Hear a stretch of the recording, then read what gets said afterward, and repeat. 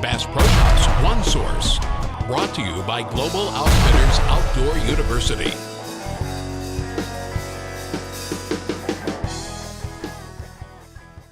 Hello, I'm Jim Martin. I've just got my Mossberg 935 semi-automatic turkey gun. I'm getting it ready for turkey season.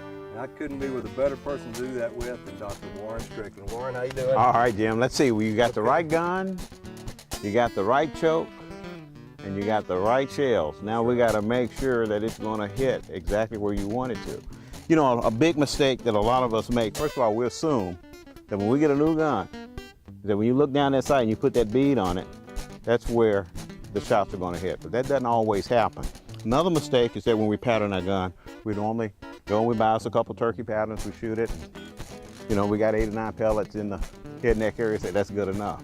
But really what you need to do is get you a big pattern board, and you need to see where every shot hits, and then you can make some decisions whether you have the right choke, shell combination, and most importantly, if your point of aim and your point of impact is on, if it's something you need to do to make a correction. Okay, well, let's talk about this pattern board for a little bit. Let's look at the pattern. This was at 40 yards, right? At 40 yards, right. right. When you look at this, what does this tell you? Well, there are a couple things that you want to do.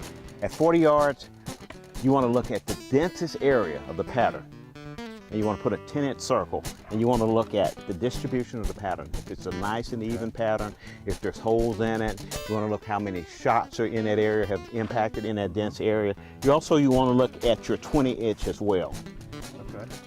But the most important point on your pattern board is the evenness of the distribution of the shot, because you don't want that turkey head, wherever that turkey head's in there, he's going to get hit. Okay, so this looks pretty even, right? Pretty even, that's right.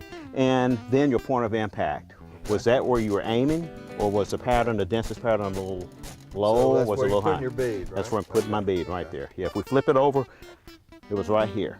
Okay. Okay, but it took a little bit of adjustment to get it there. Okay.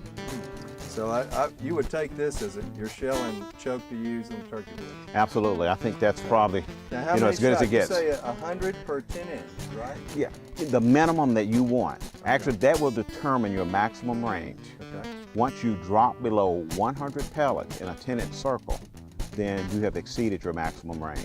That can be anywhere from 45 to 50 yards to 35 yards. It depends on what you're shooting. If you're shooting lead number 4, it may be 35 yards.